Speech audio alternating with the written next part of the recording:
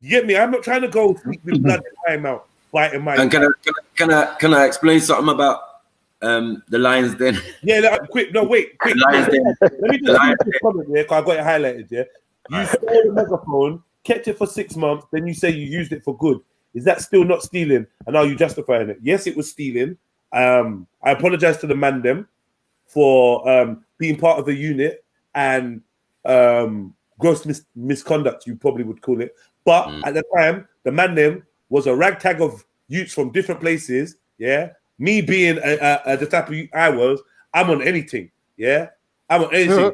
Gang was about stealing computers from the government. Or if gang was about I probably would fucking get involved, because I'm raw with it, innit? I'm raw, bro. You don't go jail as many times as I have. You don't have the record that I have and not go on like you can't adapt. Or you like, bro, my morals are different. I've told man already.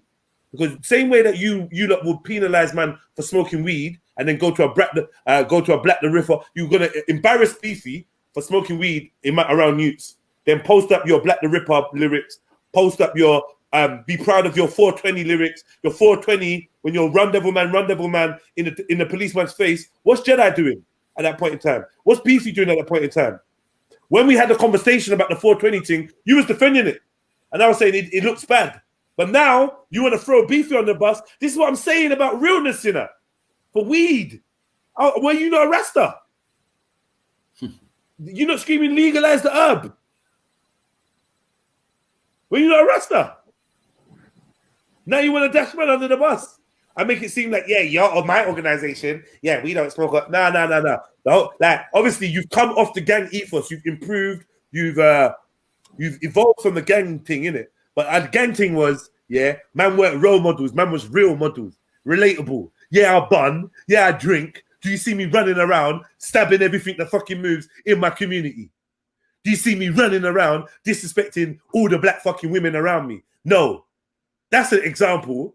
Bun your fucking weed. How many of you got uncles or aunties or friends and families, elders that bun weed and drink? Did you ever associate that with delinquent activity? Did you ever associate that with them being roadmen or street life or gonna go stab a random youth? No. But now I see how your politics is changing. So you're always the first to demonize the black youths. You're always the first to demonize people that display the characteristics of the very same people you claim that you want to guide, that are warrior class, that are misunderstood. In your legalize the vibes, man. Legalize the vibes. You go on like you're here for the road youths. You use them. You fucking use them. Now you're so gassed that you're in Brixton. That's your only fucking entrance into fucking Brixton was through Terrell. You go on like you're using roadman. You go on like you're rare, but at the same time, you demonize any type of behavior, anything that's even likened to that of someone from the roads, from the streets. So yeah, I took the megaphone.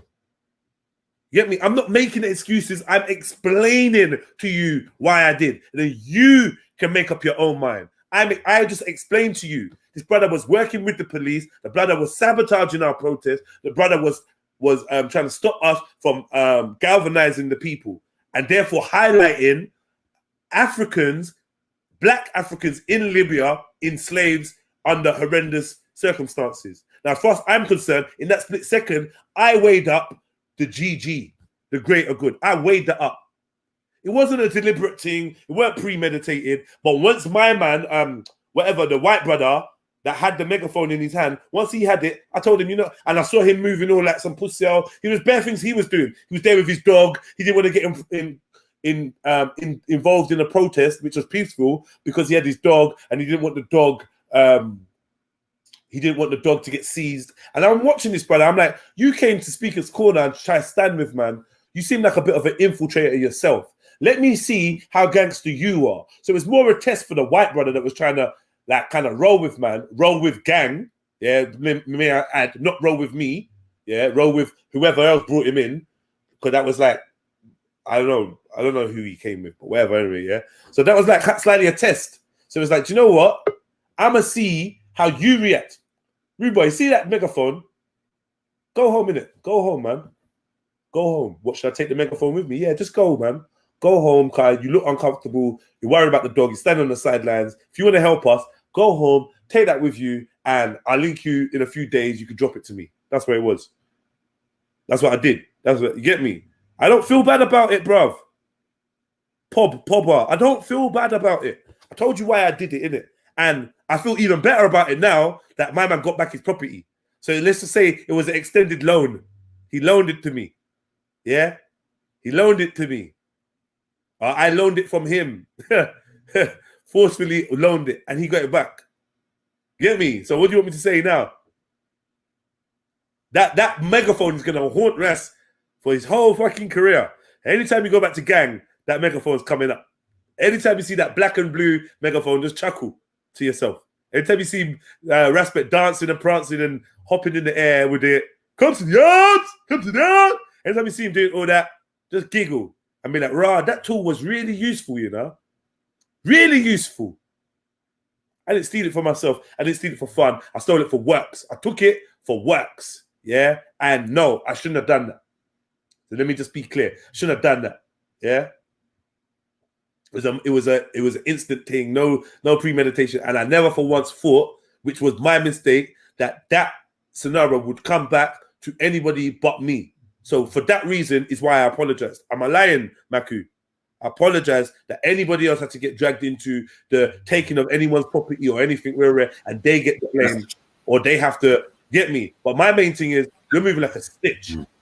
You're moving like a real rascal snitch. You get me? Like some real police informer boy.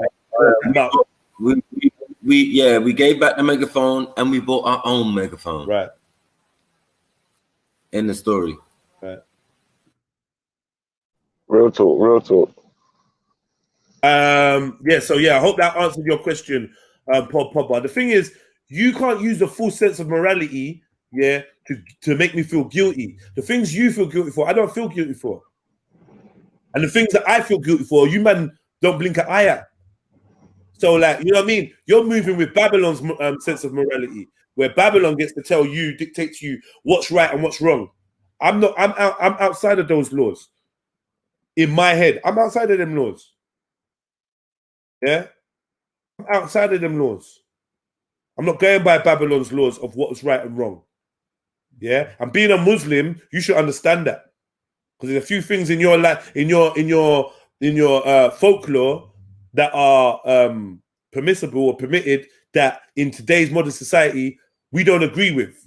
So you understand the fact that things change when for different circumstances.